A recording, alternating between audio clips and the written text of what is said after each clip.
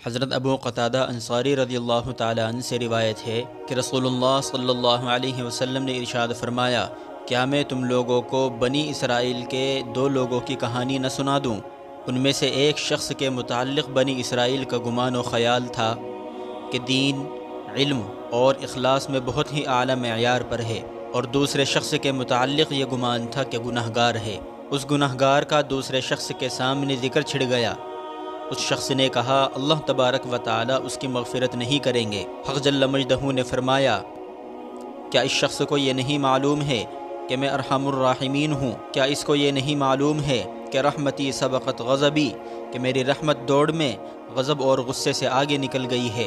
میں اس گناہگار کے لیے جنت واجب کرتا ہوں اور اس عابد کے لیے عذاب اور عقاب کو واجب کرتا ہوں۔ رسول اللہ صلی اللہ علیہ وسلم نے فرمایا، لہذا اللہ تبارک و تعالی کی قدرت میں دخل نہ دو، بڑے بول کا ہمیشہ سر نیچا ہوتا ہے۔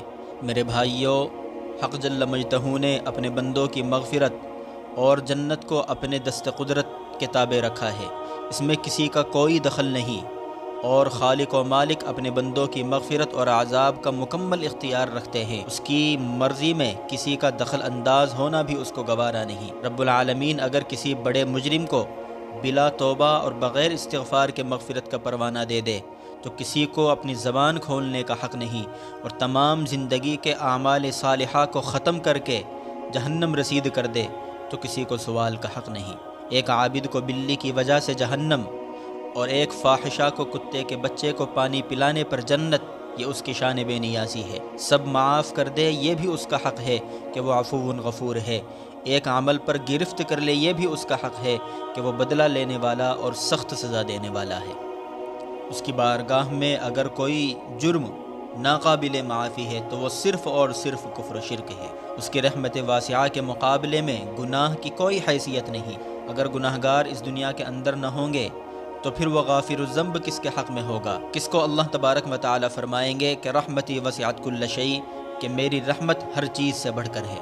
اس کی بارگاہ میں گناہگار کی نگاہ صرف اس کی رحمت پر ہوتی ہے۔ یہ بھی ایک عجیب حقیقت ہے کہ گناہگار کی نظر اللہ تبارک و تعالی کی رحمت پر جمی ہوتی ہے، اور زاہد و عابد کبھی اپنے تکبر کا شکار ہو جاتا ہے۔ الغرض عابد اور زاہد کبھی اپنے عبادات پر تکبر کا شکار ہو کر اللہ تبارک و تعالی کی بندگی کے راستے کو بھول جاتا ہے، اور اپنی حیثیت کو فراموش کر کے وہ بات کہہ جاتا ہے جو کہنے کا اس کو حق بھی نہ تھا۔ اب گناہ پر مواخذہ کرنا، پکڑ کرنا، یہ اللہ تبارک و تعالی کا اپنا کام ہے۔ خالق نے یہ اختیار نہ کسی مخلوق کو عطا کیا ہے، اور نہ ہی اس میں کسی کی دخل اندازی کو برداشت کرتے ہیں۔ یہ محض اس کی قدرت و قوت اور اس کے ارادے پر موقوف ہے۔ اب آپ حدیث مبارکہ میں دیکھیے کہ اس عابد نے اپنی حیثیت سے بڑھ کر، اپنے مقام کو بھول کر ایک بندے کے بارے میں قسم کھا کر یہ کہہ دیا کہ اللہ تبارک و تعالی اس کی مغفرت نہیں کریں گے۔ یہ کون ہوتا ہے جو اللہ تبارک و تعالی کی رحمت سے لوگوں کو مایوس کرتا ہے؟ حدیث مبارکہ میں اللہ کے رسول صلی اللہ علیہ وسلم نے اس کا حال بیان فرمایا کہ اللہ نے اس کے لیے عذاب کو واجب کر دیا اور اس گناہگار کے لیے جنت کو واجب کر دیا۔ اب آپ ذرا غور کیجئے کہ ایک ایسا شخص دوسروں کے جہنمی ہونے کی خبر دے رہا ہے کہ جس کو خود اپنا حال معلوم نہ تھا۔ اللہ تبارک و تعالی نے اس کو مردود کر دیا اور گناہگار کو معاف کر دیا۔ ہمیں تو حکم یہ ہے کہ ہم خود بھی اللہ تبارک و تعالی کی رحمت کی امید رکھیں اور دوسروں کو بھی اس کے رحمت سے مایوس نہ کریں۔ میرے بزرگوں، نصیحت یہ ہے کہ دوستو، زبان کو قابو میں رکھو۔ اللہ تبارک و تعالی آپ کی عبادت کا محتاج نہیں، نہ ہی اس کی عظمت اور کبریائی میں آپ کی عبادت سے اضافہ ہوتا ہے۔ اس لیے عبادات کا خمار دلوں سے نکال دیجئے اور اللہ تبارک و تعالی کی بندگی کا مزہ لیجئے۔ گناہ کر کے لوگ اس کا کچھ نقصان نہیں کر سکتے۔ رحمت کے دونوں ہی محتاج ہے۔ جس طریقے سے ایک گناہگار اللہ تبارک و تعالی کی رحمت کا محتاج ہے، ایک نیک اور صالح بندہ بھی اللہ تبارک و تعالی کی رحمت اور اس کے فضل کا محتاج ہے۔ وہ عبادت اور اطاعت والا جس کی نگاہ اللہ تبارک و تعالی کی رحمت پر نہ ہو کر اپنی عبادات پر ہو، یا وہ گناہگار کہ جس کی نگاہ فقط اللہ تبارک و تعالی کی رحمت پر ہو۔ اللہ تبارک و تعالی کی بارگاہ میں قدر و منزلت کا مستحق کون بن گیا؟